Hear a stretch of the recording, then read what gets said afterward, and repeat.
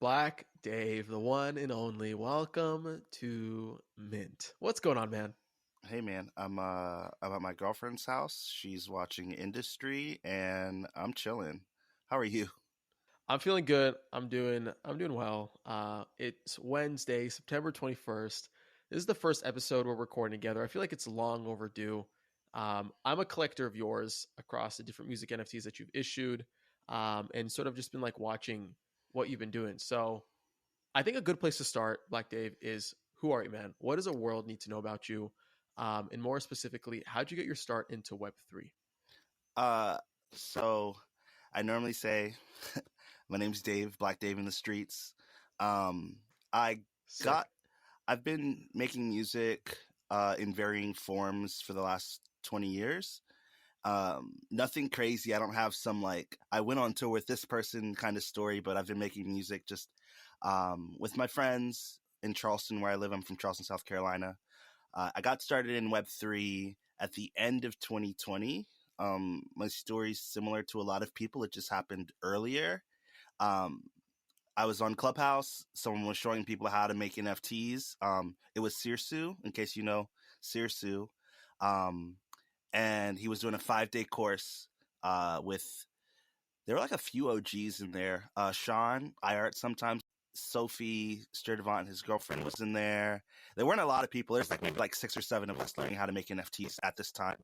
And and I started minting NFTs then. My first maybe 15 or so NFTs weren't actually music. They were all images. And I started minting music Mm. in March of 2021. And then from there I went full steam on music. But you've been a music artist for a minute now, right? Yes, yes. I started out playing bass in punk and hardcore bands, which is why my music has like screaming and why my Okay. music has guitars is because like I I've been trying to think a lot more about how to fuse all of my interests into one thing, and so that's like what my musical goal and constant chase is. Mm. How would you explain like your creative side to someone who's not familiar with your work? Because I would consider you not all over the place, but like artistically all over the place, which I really Mhm. appreciate. How would you sort of explain it to someone that isn't maybe familiar with your work? The I tell people my goal is like if Virgil Abloh was a rapper who watched anime. Um, my whole thing is that I don't want to be limited to a specific media.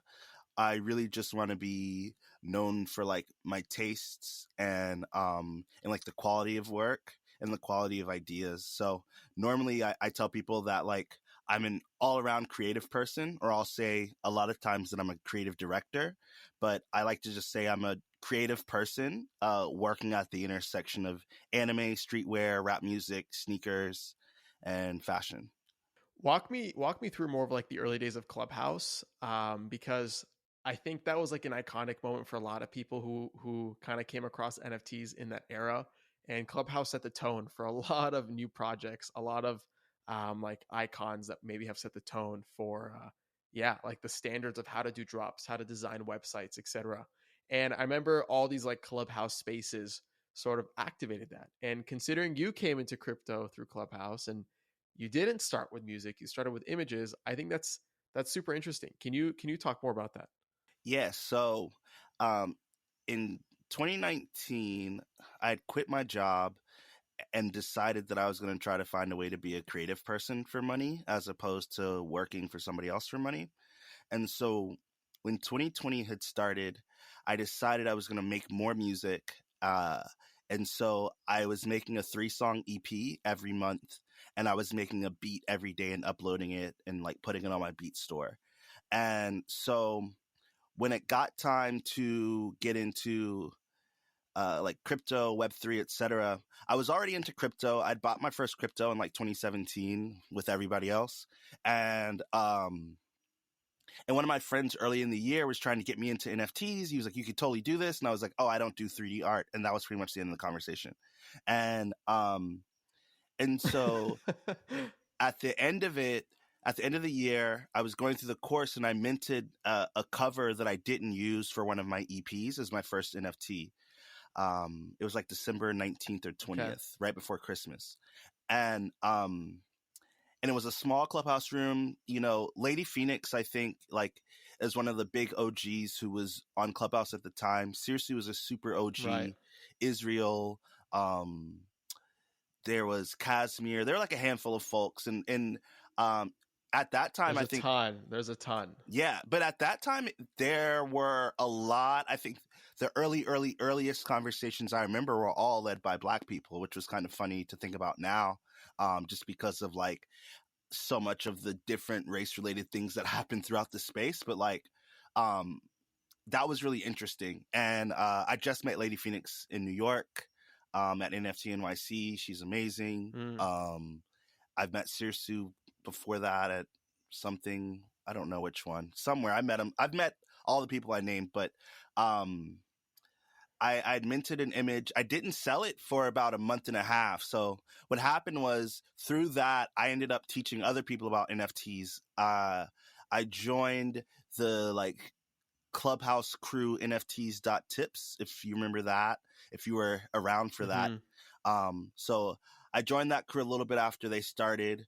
And we would just onboard people for like 18 hours a day, like literally, like I would sit probably for like 6 or 7 hours at Wow. a time and would onboard people, and we would just rotate like the like core team, quote unquote.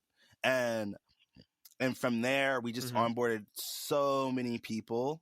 You think about like the team for like Oni Force, like all of them were like pretty much onboarded by NFTs tips, like the OG team. I know they're like going through it as a project, but like that team, when Bored Ape Yacht Club minted, it was still Clubhouse time. So all the rooms are happening on there. Part of the reason that Super Yeti is such like a meme is because that was Clubhouse time. Just a bunch of stuff from that era. And then like something that I think is a little bit different now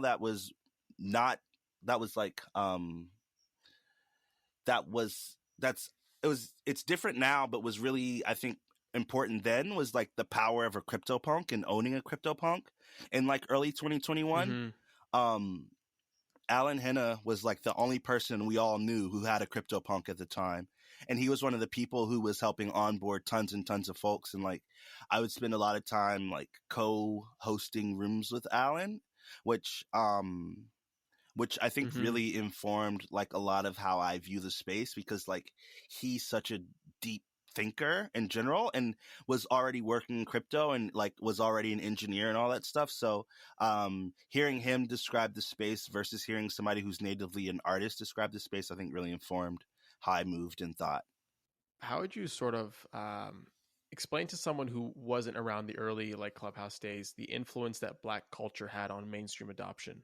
How would you sort of explain that narrative and kind of even reference examples? I think the easiest example, especially for like Clubhouse in particular, was Clubhouse really took off when Atlanta rap music showed up on the app. So I got on Clubhouse in November of 2020, which was still far before a lot of people. And I got one of my friends on before me because he was further along in the music journey than I am.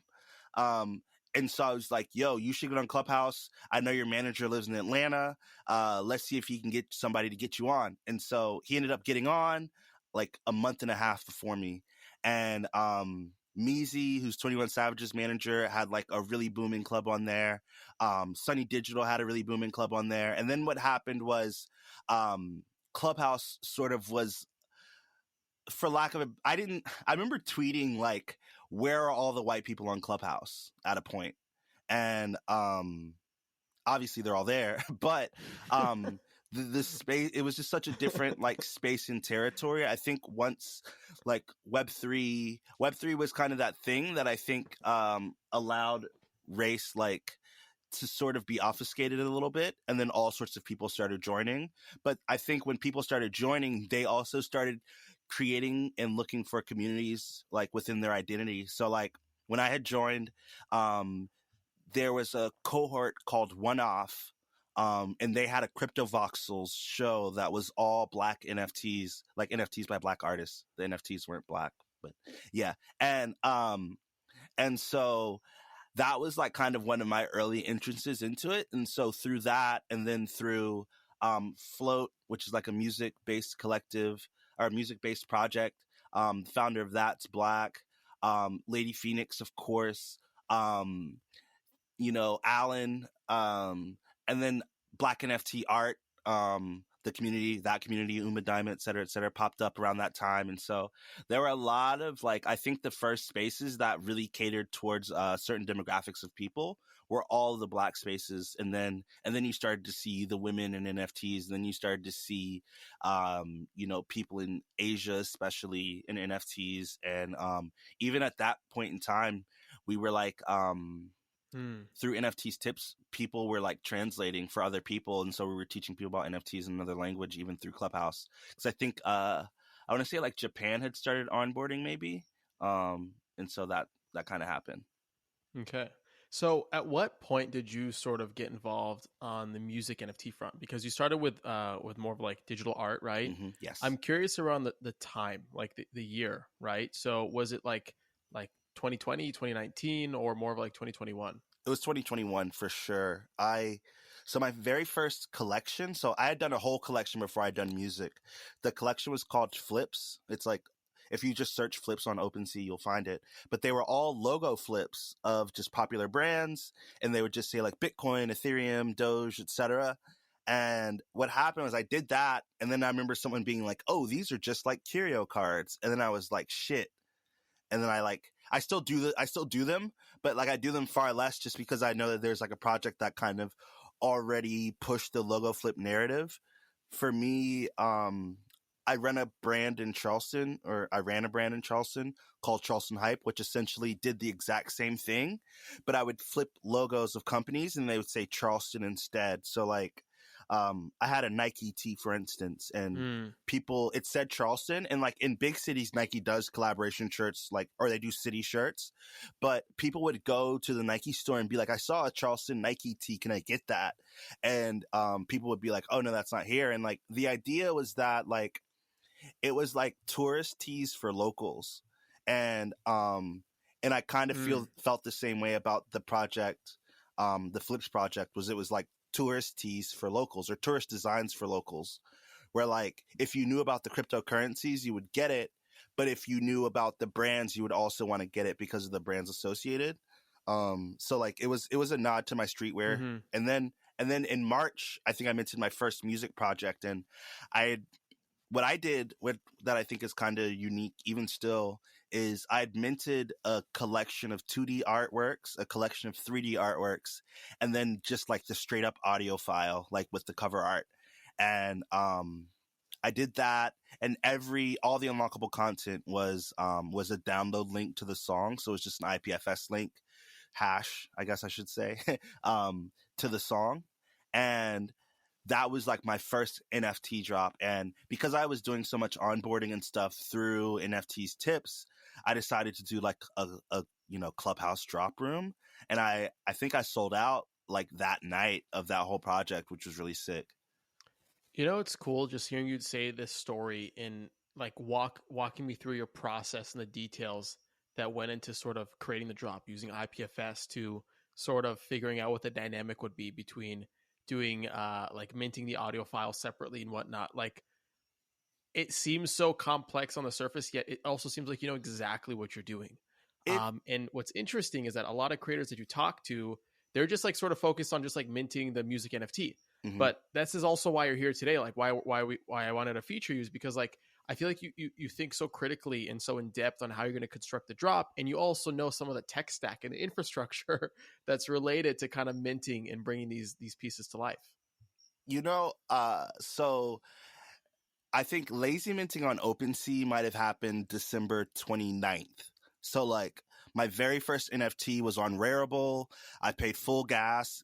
It might have been like $4 at the time. And I know like right now, Ethereum's low, transactions are low, so gas is low as well. But like that, it was so cheap to do. And I already had crypto from buying in 2017 that it was like a no brainer for me. But then like, I said earlier, like the whole like Virgil Abloh kind of reference, I feel like when you design something and when you create something, the details are what really matters. I like to say that luxury is in the details. Like one of my recent cars, I go through cars like hotcakes, I guess.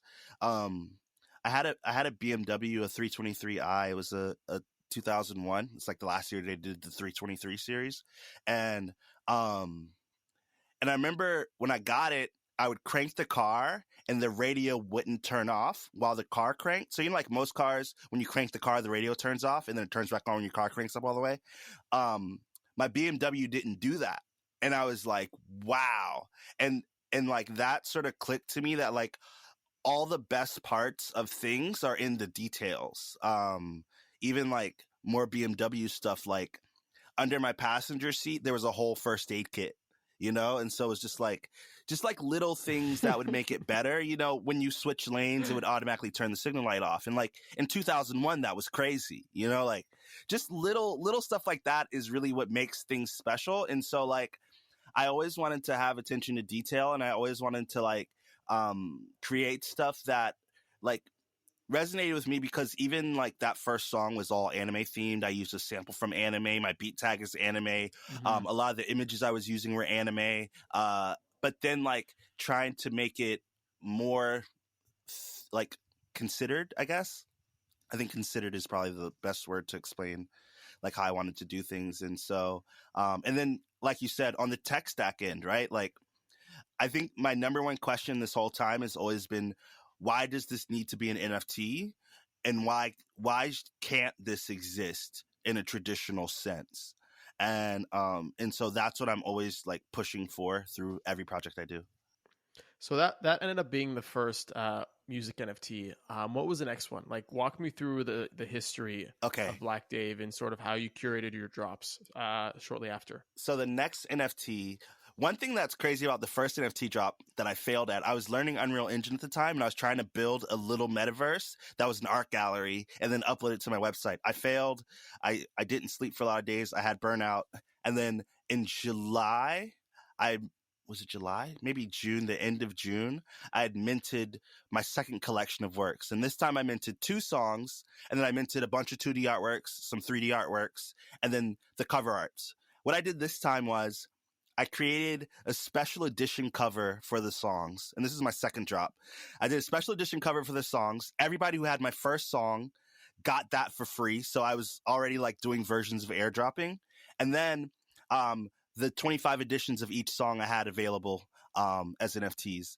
And the special thing about this drop was I had a token that was called the Black Dave Verse token. And what that token was is whoever owned that token can get a rap verse from me whenever they want.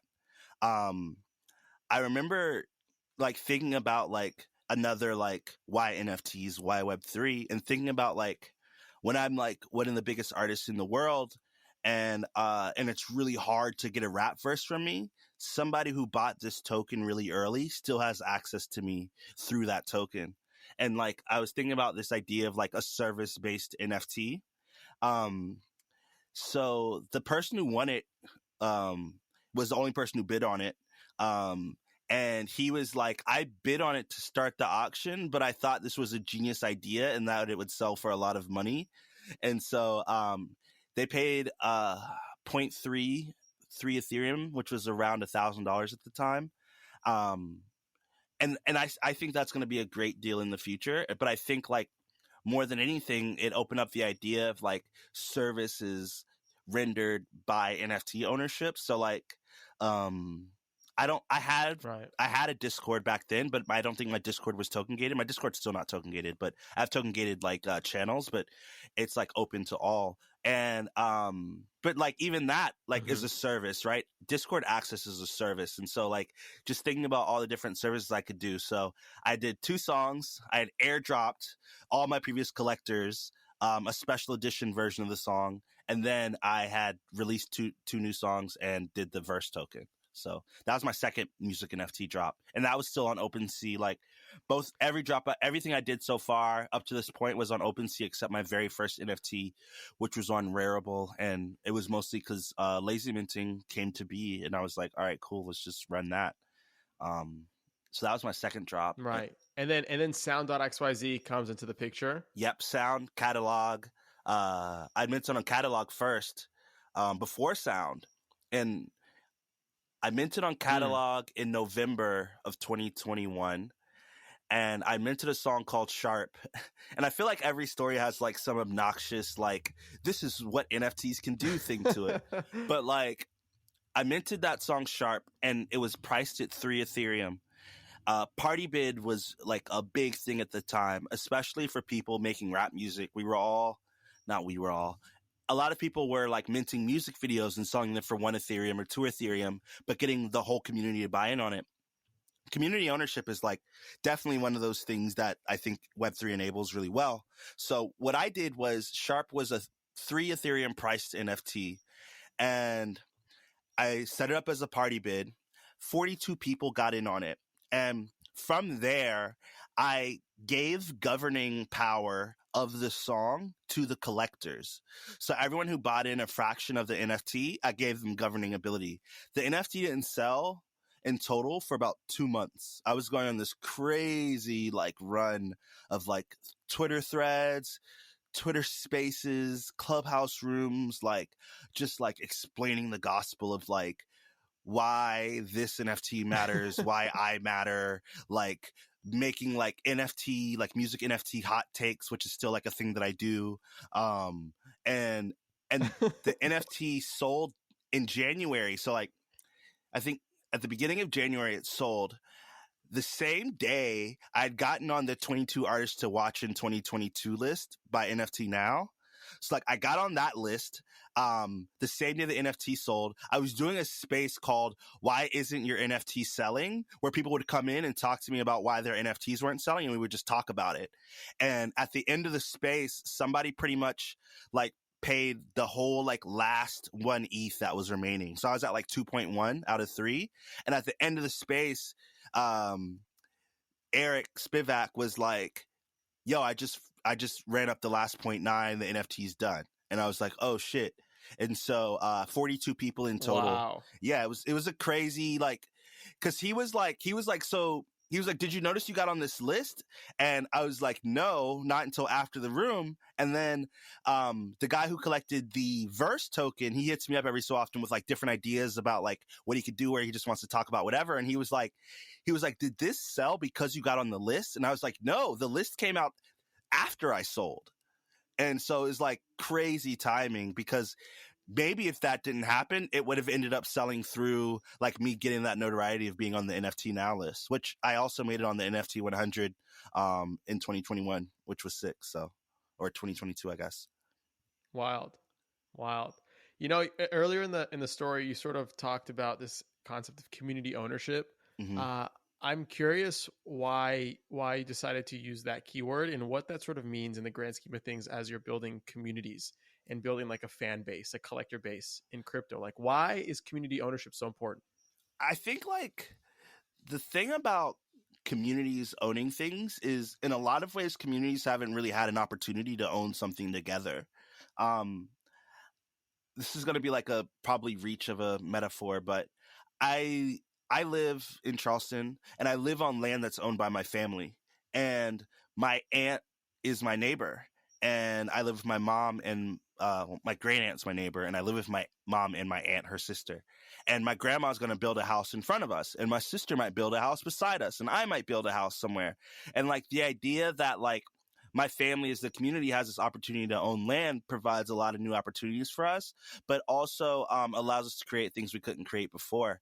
I think with Web3, when communities own things, communities can benefit from owning a thing.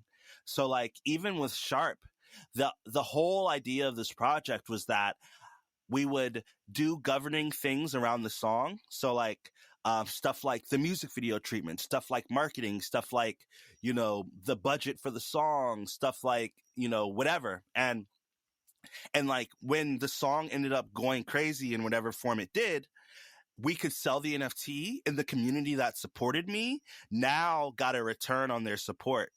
And I think that's something that's really special about communities owning things, is that if we all own something, we all can benefit from the ownership, either through participating in whatever the thing is that we get by owning it, or participating in the sale of that thing. And because we're all owners, we all get a benefit from the sale of that thing.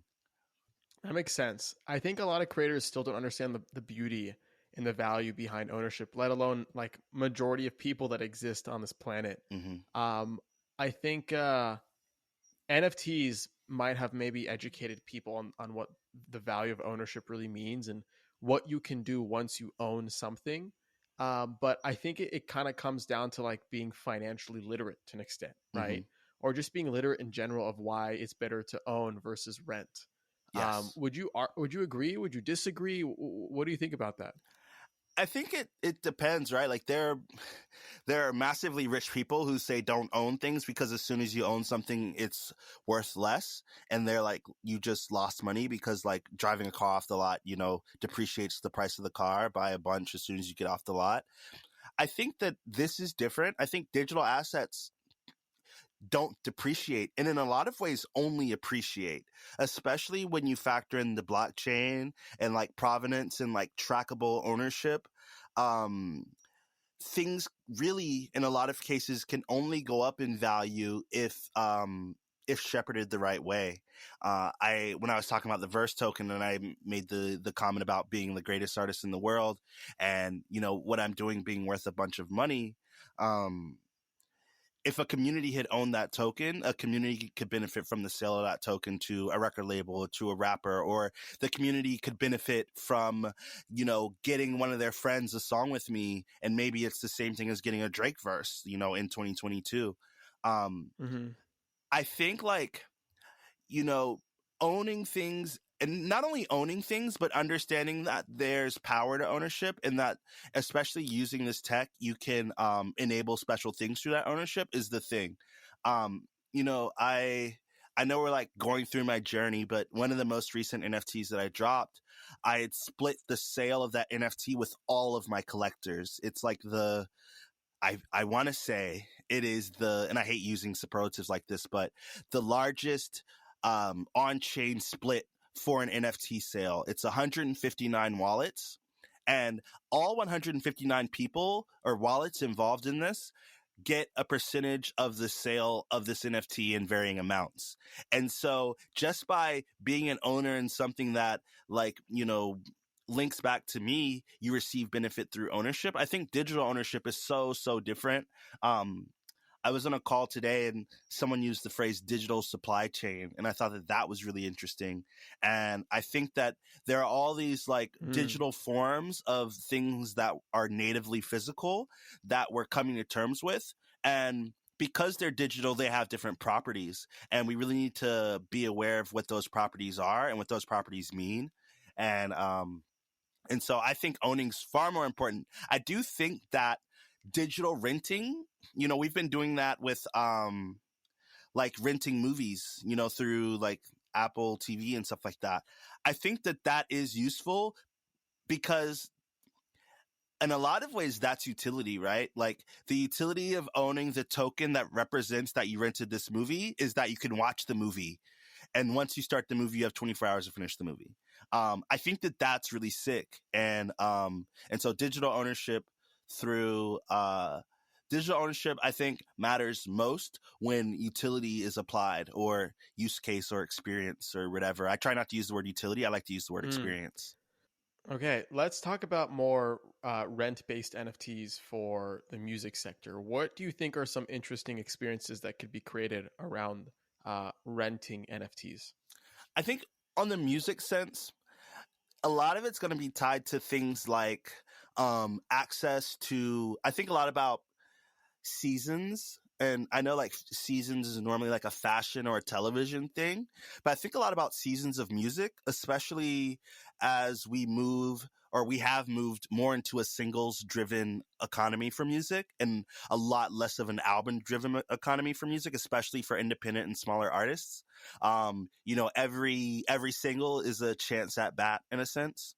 I think being able to be involved in different seasons of artists is really interesting. I know that's not quite a rental, but if you think about something being seasonal, then it runs out. Something that's been on my mind a lot is creating work in seasons and allowing people access to my work for that season. And then if you didn't participate in that season, then the only thing that exists for you to do is get it on the secondary market. It's, to me, a lot like streetwear. You know, when Supreme drops and you don't get the Supreme item, you got to go on StockX or eBay or Grail to get it. And I think this is kind of the same thing where you have an NFT. The NFT is usable for a period of time, which would be the season. You can collect work from that artist or you receive work from that artist during that season. And then the season ends and all the work that you've received during that season that's just the work, and then you need to get a new token for the next season. I think something similar is like I wish I could remember the name, when Moonbirds does their artist series drops, where like if you own a Moonbird in that time, then you can get the artwork that drops in that time period. And yeah, that's I think rental is interesting. And I think more so, I think NFTs that are consumable might be better, right? Where okay. you know, with Kudos, which I know is another project that I haven't talked about that I did with Matt Monday, we made a physical digital NFT, and the common use case for a physical digital NFT is you get the NFT, you burn the NFT, you receive the item. What we did was you get the NFT, you go through a claim process, and the metadata on the NFT changes, and the metadata represents the status of shipping. And if you think about changing metadata to make something consumable in the same way that you think about like a HP bar that you could put onto an NFT that becomes consumable if you put it into a game, for instance, then that becomes really interesting use case for NFTs where something's not rentable, but it's consumable. And I don't quite know, you know, what platform needs to exist to create that or how that could work. But I think thinking about the different ways to consume NFTs, and renting could be the thing that changes the status of the NFT just as much as metadata itself. I think you do a good job as sort of like really thinking about not utility, but you like to use the word experiences. Okay, so let's continue on that path. So, sort of creating experiences around, collecting something and what sort of gets unlocked once you enter the Black Dave ecosystem. How do you get your ideas for sort of creating experiences around your drops? That was one of the questions that somebody asked on Twitter. For me, it's funny because I was reading the questions to my girlfriend the other day, and she was like, "How do you like?" I read it, and she was like, "What's the answer?" And I was like, "I don't know. I just think, I guess." And it feels like, I think what happens is, and this is another Virgil vibe. You'll hear me hit a lot of vibes like that reference other people, and I think there are lots of vibes in art that are the same thing as this. Looking at things that you think are sick and then trying to execute that with your own version is really important to me. When I think about like fan clubs, and when I think about especially video games, I think a lot about, I remember explaining NFTs to my mom and saying, okay, you know what Fortnite is, and there's a skin in Fortnite, and what if you could sell that skin to somebody else, but only that the person who owned the like digital skin could use it in the game? And she was like, oh, okay, I get it. Mm-hmm. And so like for me, it's always been like trying to find different use cases, but really challenging the idea of what an NFT could be. I actually like, I've had a few like, I don't want to say like confrontations, but like conversations, I'll say. Now I feel like, yeah, and about like the type of work I make, and then it's all anime referential. And they're like, aren't you just stealing other people's ideas? And I'm like, sometimes, but I'm also like, I think that context matters. And especially like art, right? Like when you think about art, putting putting a basketball in the middle of a museum versus putting a basketball on the basketball court, they have completely different values, and you would do completely different things to each of those basketballs, even if they're the exact same ball.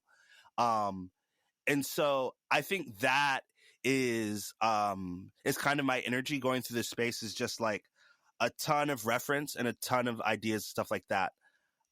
So that's actually pretty interesting, and I think experience can maybe extend beyond unlockable content, Mm-hmm. right? Absolutely. Or like token gatedness. I think the experience can sort of extend into the art itself. And something that you did that was very experience based was sort of record a song and mint a song with Snoop Dogg, amongst other independent artists on Sound.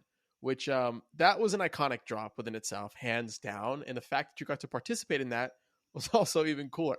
Can you talk about that entire experience? Because I remember when that came out, we were all just like, yo, like that's legit. Like we're certified. Like everybody that's been dumping money on NFTs, like Snoop Dogg came in, like, and he's bringing up all these independent artists with him as well to sort of mint this track. Like I just remember it being like a very iconic moment. And you got to be a part of it. Can you talk to me more about that story and share how that came together? You know, it's yes. So what's crazy about that specific drop was that was Snoop's second drop on Sound. His first drop was a mix, and then the second drop was a mix. And um, today, actually, they announced Snoop's third drop on Sound, which is actually a free mint, which is crazy. But so when Snoop dropped the first mix, I heavily critiqued it publicly on Twitter. I remember the first song on the first Snoop mix had Krayshawn on it, who I love. I'm obsessed with Krayshawn. I think she's amazing. And she was on it, and I was looking at it and I was like, man, like, I don't know how the splits are working for this, but knowing like Krayshawn's label situation, she had that song Gucci Gucci that was really popular in like 2012. She got pregnant, got dropped from the label, but still owed them a ton of money. Gucci Gucci went viral again in 2021. And she was like, hey guys, like, thank you, but I still owe my label $800,000, so I get none of that money. And I was thinking about how the blockchain could enable an opportunity for someone like her to be able to get money for her work. And I didn't see any of the splits on chain. They weren't really trackable. And then I complained about that. And then I complained about, I won't say complained, I had recognized an opportunity with that. And I had also said something about, well, why doesn't Snoop Dogg add Web3 artists? Like, he came into Web3 and he's not going to work with us. And David from Sound actually called me and he was like, you make some good points, blah, blah, blah. And so when it came time for Snoop to do a second drop, they pretty much threw the idea at him and was like, yo, you should add some Web3 artists. And I was at my girlfriend's house. It was like, had to be like midnight, 12:30. I might have been just leaving her house. And Iman calls me and is like, yo, Snoop is going to add a few of our songs to the mix. Can you send me a song?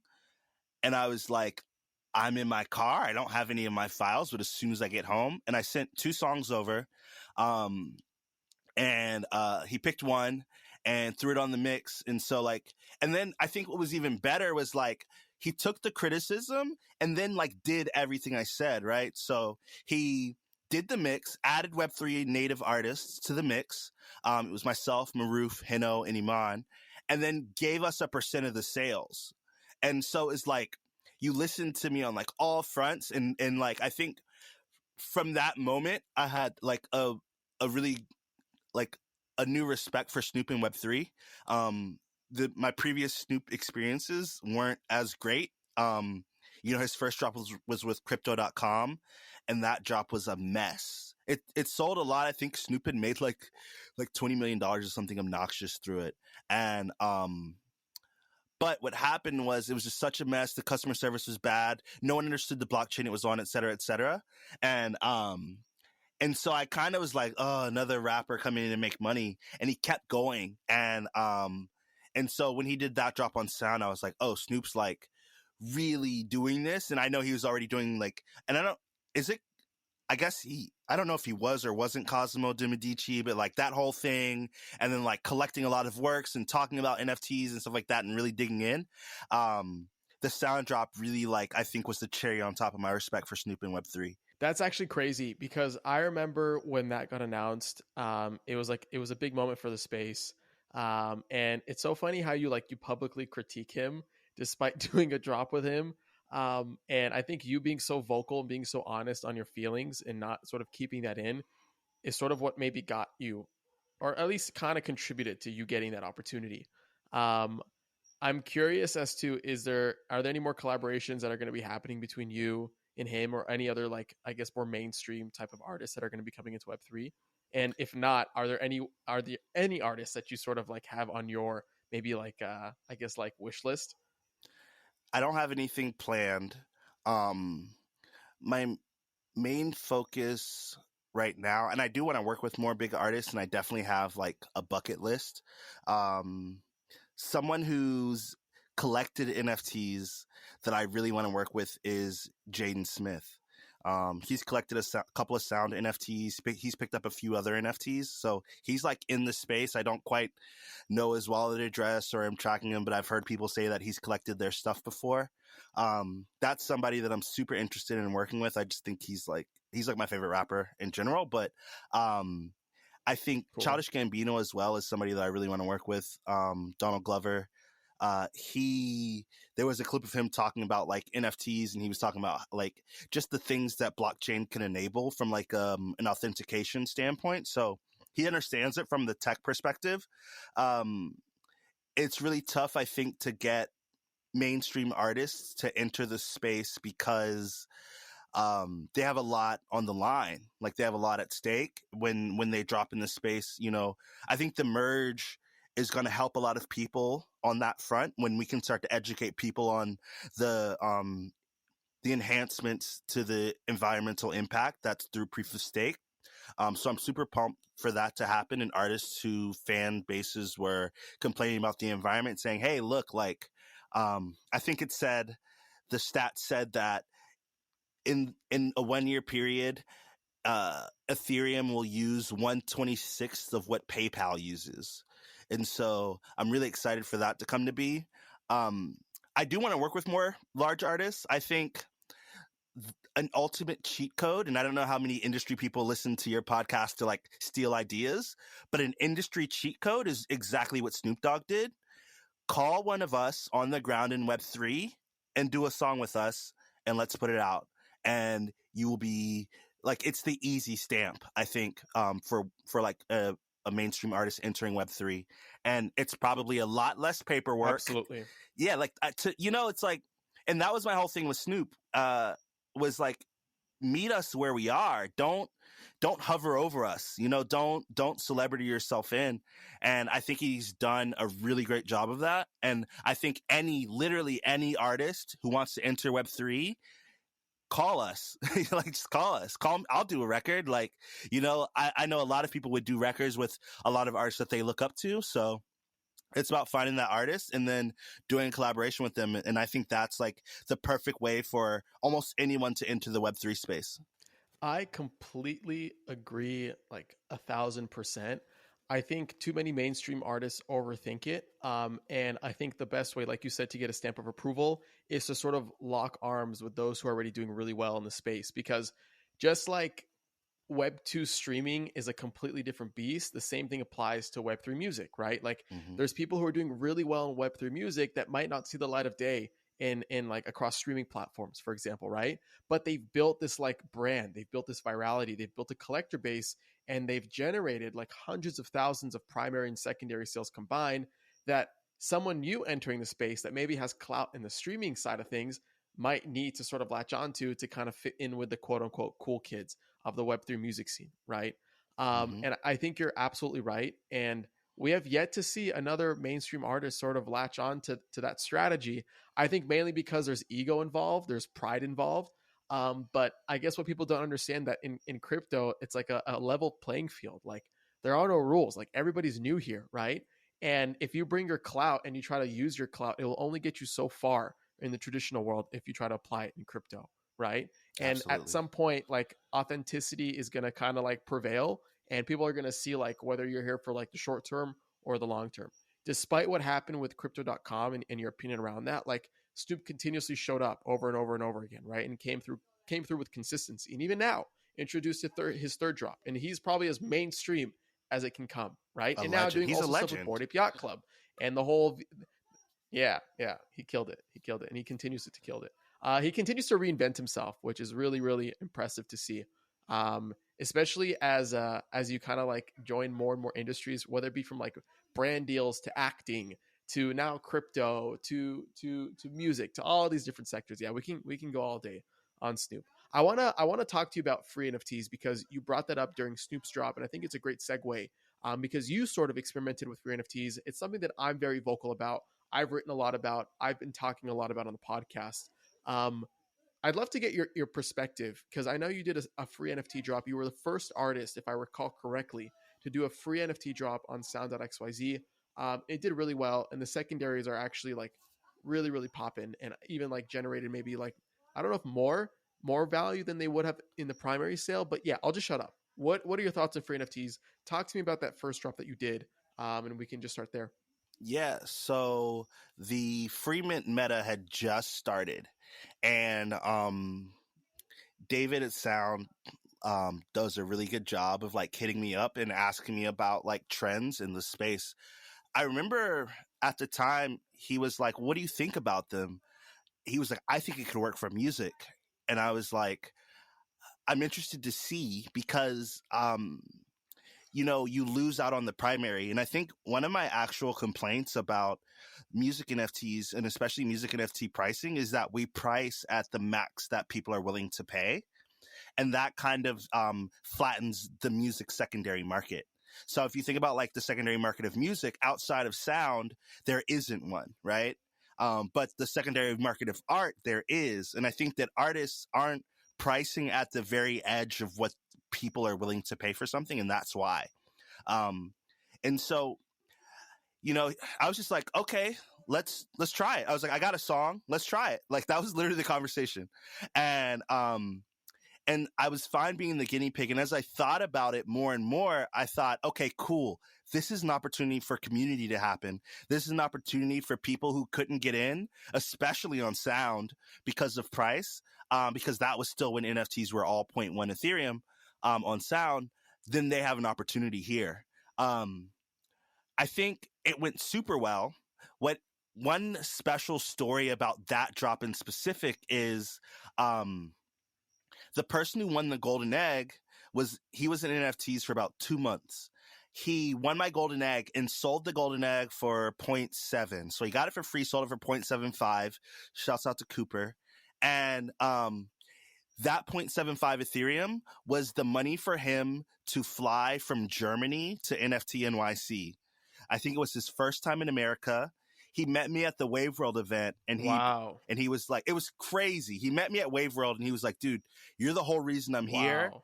And I was like, "Oh, dude, I'm pumped you came to see me." Like, "Oh, I didn't realize that that's what happened." And he was like, "Yeah, I sold your NFT that I had." And I was like, "Dude, I'm super pumped that you're able to make money from my work." And he was like, "Yeah." And so I'm here. And I was like, "Well, you can't see me since you sold my NFT." So I got him and all his friends NFTs, and they saw my Wave World set. And I didn't realize until like right before my set that he sold it to fly to America. And so like that story sits with me forever. It's definitely one of my like top Web3 stories, one of the greatest things that's happened to me like as an artist in general. And Wow. so like that made me believe in free mints, because what happened was someone who didn't have the zero point 0.1 ETH to buy my NFT got to create this really special experience, not only for him, but for me. Like, utility aside, like, this is a truly special experience that two real people experience together. I even said, like, one thing that's funny about me is, like, I've never smoked weed in my life. I have long dreadlocks. So everyone thinks I smoke weed, but I've never smoked in my life. And I was like, look, if I ever go on tour in Germany, I'll come smoke weed with you. And he's like super pumped, and like I'll probably end up smoking weed with him because like he'll remember, and like I'll be like, okay, like this is my first time, so just laugh at me, I guess. So yeah. Dude, that's hilarious. And it's not if you tour Germany, it's when you tour Absolutely. Germany, right? Um, I'm, I'm a big believer in manifesting things into reality. I think, like Dave, you sort of nailed it. Like the whole point of my opinion, okay, it may be a hot take, but I think uh, the whole point, or at least a big part of sort of having these mechanics and being like being open to kind of like publicly selling your work and having secondary markets is so that collectors who support you can have the opportunity to make a buck, right? Mm-hmm. And make some type of financial sort of yeah, I guess like profit and benefit that extends beyond just kind of enjoying you as a collector or as a creator, excuse me. Now, I know people have controversial opinions, and like maybe some platform founders don't even want there to be secondary volume around music NFTs because their whole bet is like this thing is designed to kind of reconnect fans and bring them Mm-hmm. closer together and sort of like bridge the gap of your biggest most passionate listeners. But I think a lot of the fun comes when you're able to share and have experiences like that, and your fans are able to sort of like profit, right, and gain value beyond just like the music that they enjoy from you specifically, right? Mm-hmm. So I think you nailed the head, like being very cognizant of how you price your things and allowing the secondary market to kick in and sort of like consume some of that value as well and enjoy that value.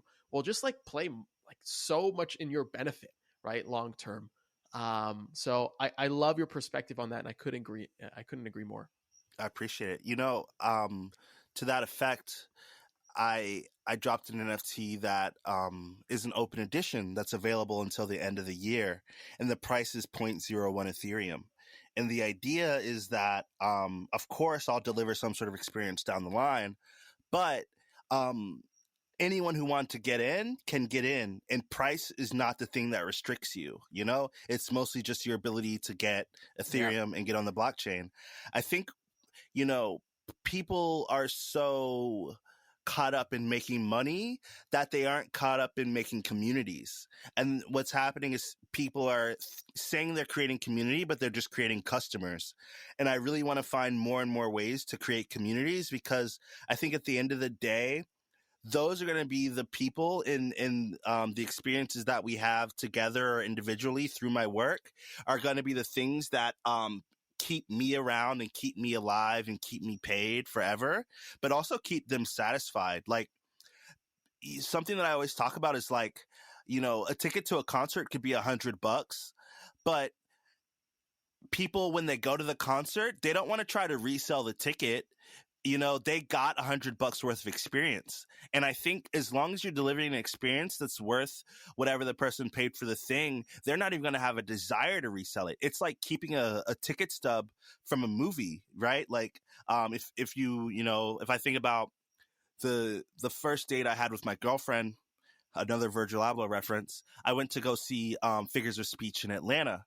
And keeping the ticket from that has value to me. I got the money out of it, whether it's through the date with my girlfriend or through seeing the work. And so I really don't want to sell the ticket, because the value, I already captured the value, but having the thing continues to hold that value for me, no matter how much other people want for it.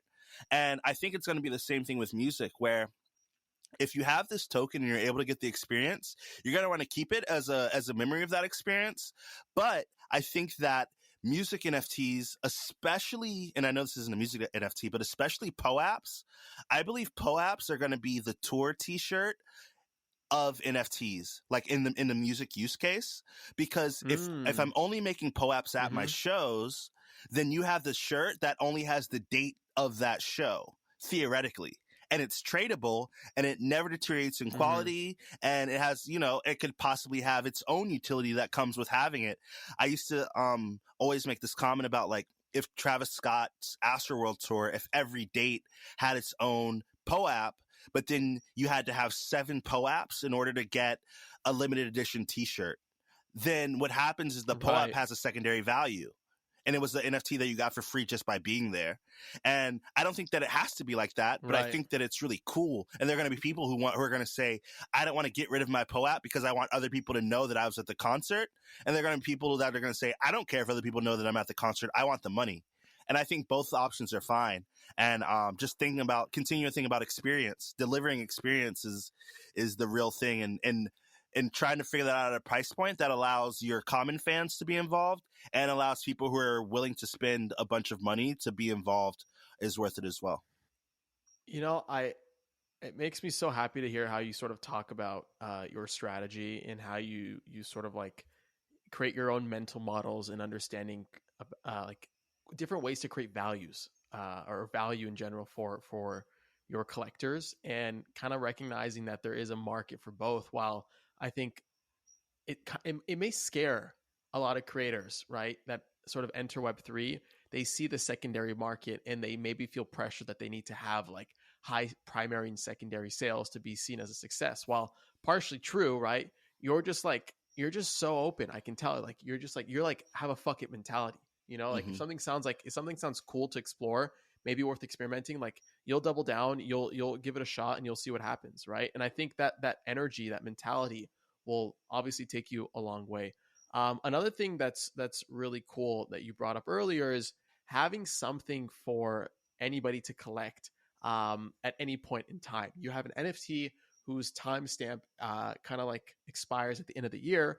And for whatever reason, in case you go viral, right, or you have a spur of Twitter followers, or you have a new level of engagement, a song goes viral, whatever it may be, you have some type of collectible to capture value the second you kind of like hit that mark. Like you're ready, like Mm-hmm. you're loaded, you're locked and loaded, and I love that. And you're the first person that I've sort of seen approach that and think that far in advance. And I really appreciate that. I commend you on that. That's really cool. Thank you. I agree. I think that's the goal is um like I always want people to have some sort of access. I think scarcity matters, but I think openness matters, right? Like we don't need to hide songs from people, but I also think that a song that only one person can hear is cool. For me, I want to make sure that people who are getting involved or people who want to get involved have an opportunity. Um, the scarcity of assets model that we've been running on is great, but it's not sustainable for something that needs to play Madison Square Garden, for something that needs to perform at Coachella. You know, like I need as many people as possible there if I want to be on the stage at Coachella. I don't want to say like, you know, only if you hold insert NFT can you show up to my set, because then I'm limiting myself. And I just really want to be as open as possible. And like, you know, I talked earlier about seasonal NFTs. When this time period runs out, that's it. You know, my goal for this drop is 100. I'm at about 55, 60 right now. My goal is 100. If I get to 100 by the end of the year, I'll be happy. And what happens is those 100 people, when next season's drop happens, and I have a fan base or a collector base of 1,000 or 500 or 200 or 300, people are going to want to have that previous season, because you better believe I'm going to say if you have season 1 and season 2, you get something. Because I think like you're able to play this game of thank you for supporting me early, or if you want to look like you Mm-hmm. support me early, you got to pay. And then offering experiences to those people the same way that I was able to with the free mint, the same way that I was able to with the special edition cover of my second music NFT, the same way that I'll be able to do with, you know, Sharp whenever that song goes crazy. I just want to, like, people who support me early, they're always going to be the biggest winners. So I think, you know, crypto rewards you being early, and I want myself to be a reflection of that. Yeah.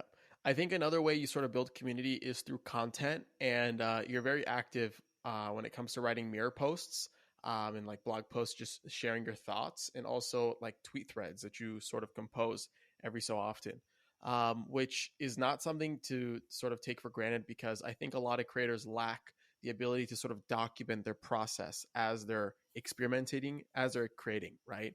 Can you Mm-hmm. walk me through how you find the balance between documenting your process and sharing your thoughts versus like creating music, dropping NFTs, and sort of like, yeah, thinking about the whole I guess monetization side of using these crypto primitives as a creator? Something that Gary Vee once said, he says it a lot because he says everything, he says a lot, that's what he does, but like he says, I can tell you everything that I do every day and 95% of you aren't going to do it. So why not share it, right? If there's a benefit for me being giving of my information and my knowledge, why not? Most of you aren't going to use it anyway. And I'm not competing with you anyway, right? The only person that I'm really competing with is myself. I say that right now, but I literally compare myself to people all the time. But like that's the whole idea behind it. I think, you know, I've given away enough ideas in Twitter spaces, in clubhouse rooms, in threads, on podcasts, et cetera, that could probably build people really profitable businesses, which I'm cool with because I know that I can keep coming up with ideas and I can keep doing things, and there's always new information to be gotten. And I just want to be like a beacon of that information. And then I think on top of that, something that I've learned about, you know, Web3 and NFTs, I'm trying to stop saying the space. I haven't figured out a proper word yet, but something that I've learned about being in this world is like people resonate with like you being for real and you not trying to sell me on stuff. And so me just coming in and saying, hey, I'm Dave. These are the things that I'm doing. These are the hardships I'm facing. These are the positives I'm having. This is what I'm thinking about. This is how I'm thinking about. I tweeted earlier before this podcast. I said, you know, reminder, genius isn't what you know, but it's how you think about things. It's how you think through things. And I really think that that's the thing. And I almost turned that into a thread because I always make this joke to my friends that I'm a genius and that I took the test to be a genius. And when I was in like elementary school, especially, I had moved a bunch of times, but I was always in like those special student programs. And all of those tests that you take have nothing to do with knowledge, right? They hand you a bunch of shapes and say, build this thing. They show you something and say, move this from here to here, following these rules. Do this, do that. If I have this, how do I get to that? And taking that test and then them being like, oh, you know, Dave's mom, I think your son's a genius, made me realize that genius isn't what you know. Genius is how you think. And if I can share that with other people and hopefully inspire genius within them, knowing that genius isn't what you know, but it's how you think, then that's really sick. And one of my biggest goals as an individual and as a creative is to inspire other people. So like if someone ever comes up to me and says like, Dave, you inspired me, like that's the day I can go to sleep, like right then. So yeah. Would you consider yourself a genius? I like to say I am, but I try not to say I am, like with a serious tone. So like my friends are like, you guys know I'm a genius. I took the test. But I did take the test. I really took the test. So I don't know if genius is the right thing. I definitely I have an appreciation for how I think about things. And I think that the way that I think about things is going to allow me to create great things and be remembered as a great person. Another like blockchain thing is like legacy. And I think that like what I'll leave to the world, even if it is just through art, is going to be really, really important in the same way that I think what Virgil Abloh left behind in terms of what inspires me is really important. How do you think you build legacy on chain? So, and the reason I emphasize on chain is because we are so consumed in crypto culture, but there's going to be a wave and a generation of users that sort of haven't experienced the moments in the time that we're sort of living through, right? But there still needs to be a way to sort of like prove provenance, right? History, legacy, etc. How would you measure legacy on chain? What does that look like exactly? Something, another tweet, Dave tweets, in this episode of Dave's tweets, like I tweeted a lot of people. So I guess for context, Mint Songs, the platform, is going through its sort of shutdown phase, and they closed their minting, and they're just shutting down. They migrated all their NFTs, et cetera, et cetera. I said people who migrated their NFTs off of Mint Songs have ruined the provenance of the NFT and have such ruined the value because there's no longer proof that you minted on a defunct platform. I think what's going to happen, And a lot of artists, I think, in response to this tweet, a lot of artists don't understand what provenance is, right? They don't understand that the trail of who collected, who held for how long, and when really matters. I think one way that I was explaining it to someone is that the ultra rich, they buy art as a status symbol, as a flex, the same way that we buy NFTs, right? People want to own art because a Rockefeller previously owned that art. People want to own art because an institution previously owned that art. There's something to be said about the impact of who owned something for how long, how much they paid for it, and how much you paid for it. And I think that in the long term, especially as the chain becomes easier to read and easier to translate, there are going to be a lot of people who are going to be able to quickly look at something and be like, hey, did you see that Dave sold this NFT as a fraction of 42 people and this was that song? And then they sold it after the song blew up, and that story is the legacy. Or people will say, did you know that that person got it for free and that person is now this person, and when they sell it, it's going to be worth money? Or because it's an addition piece, then everyone who owns that automatically has an inherent increased value because a cool person also owns that. It's kind of like when celebrities wear a certain clothing brand and that clothing brand pops off. I think, when you look at the long-term history of that brand, I think here's a great example. Black Scale, the clothing brand, when Mega, the guy who founded Black Scale, talks about the brand, he says there's pre-ASAP Rocky and there's post-ASAP Rocky. And he uses that as a reference point for the brand. And so the legacy of Black Scale has ASAP Rocky included. The legacy of ASAP Rocky has Black Scale included. And they both are like huge pivot points and really important. And I think that ASAP Rocky's involvement in Black Scale will always contribute to the value of Black Scale. And then if you're in streetwear first, then the value of ASAP Rocky will always be valuable because he was involved with Black Scale, something that you place a lot of value in. So I think provenance is the thing that we won't think anything about for a long, long time because it doesn't actually matter for a long, long time. We do it in small amounts, right? Like when Pranksy bought 1,200 Bored Apes, which I think was the actual catalyst to Bored Ape Yacht Club selling out. Like when he bought 1,200 apes, there are what we call Pranksy apes out there.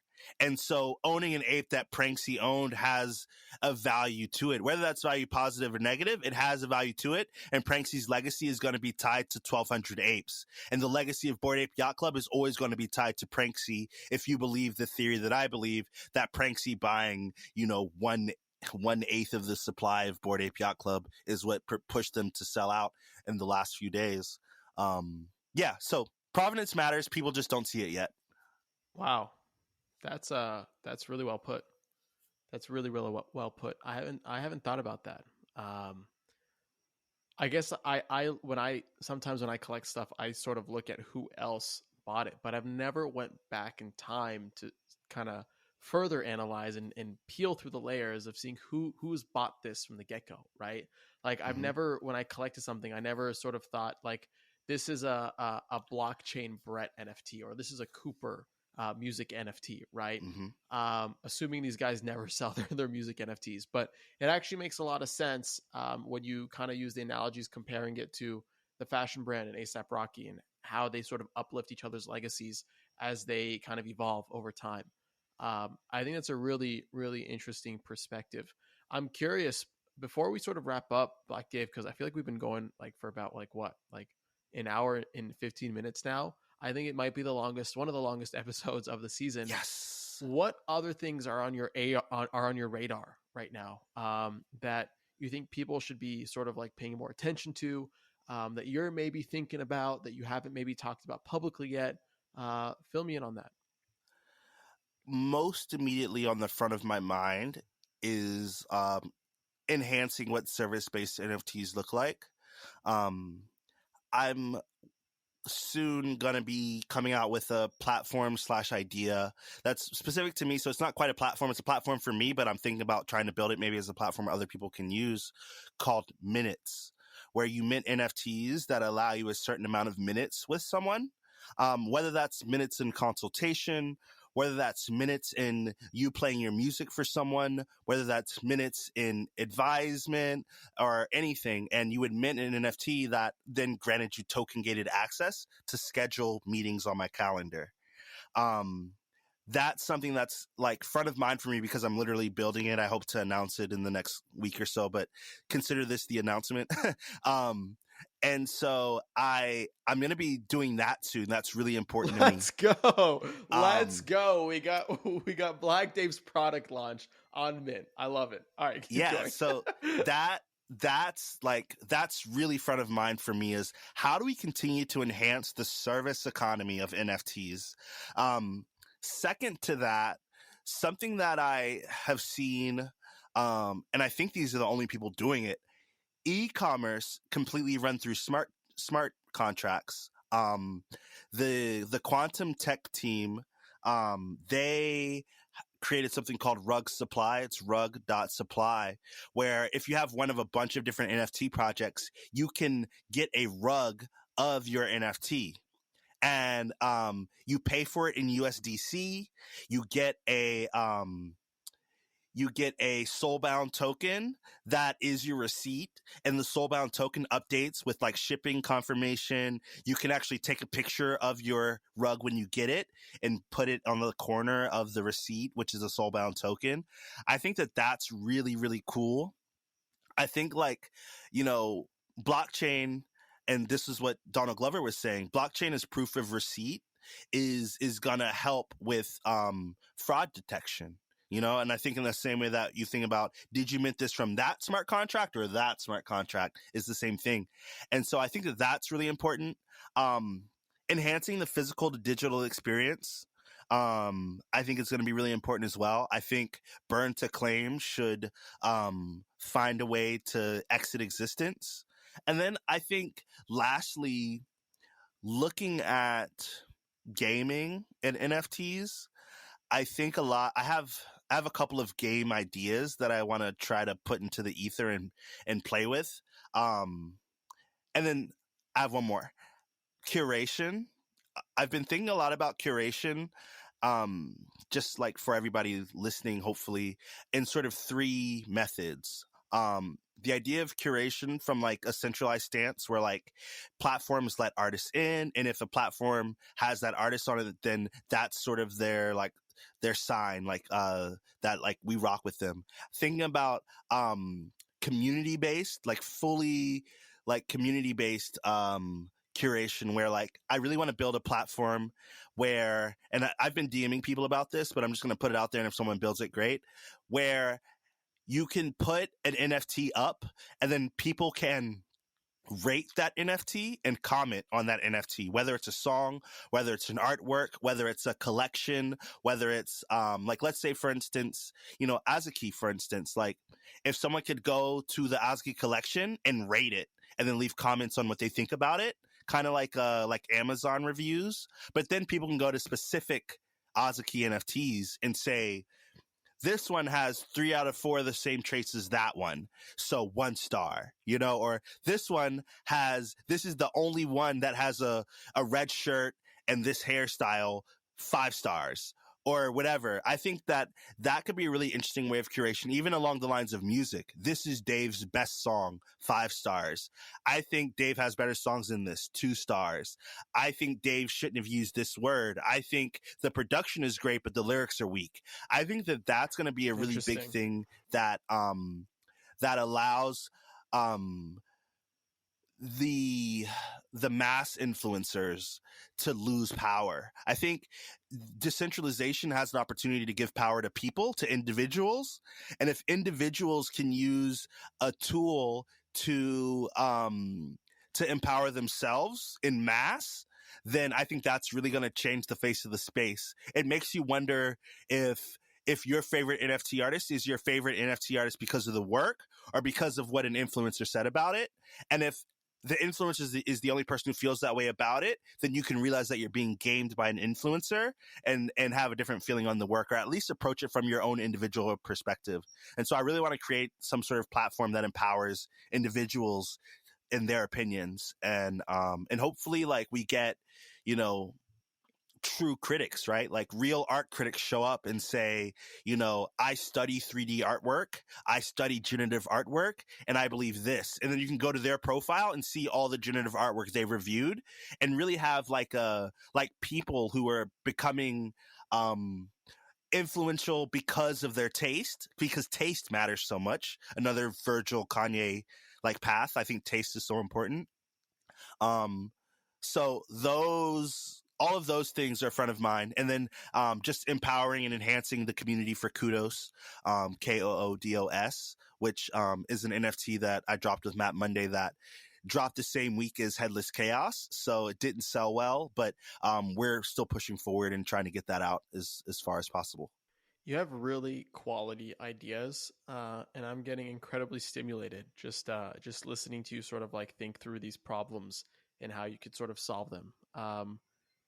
I'm so upset I haven't had you on the podcast earlier. I'm really happy we did this episode. We're gonna have to run it again very soon. But before I let you go, Black Dave, where can we find you? Where can we learn more? Where can we stay up to date? Shill it away. I am at Black Dave on Twitter. I am Black Dave on Instagram, and also on TikTok. I promise I'm going to start using TikTok. Everyone's yelling at me. You can head to blackdave.xyz to check me out, especially on the Web3 side, and then also blackdave.com to check out some of my music. And then I'll be posting also a lot of my other work, because I am a multi-disciplined creative person. And so I'll be showing more of my photo work, more of my video work, more graphic design, et cetera, et cetera. So feel free to follow me on Twitter. I'm most active there. Amazing. Thanks again. We'll have to do this again soon, but yes, till next time. Thank you, man.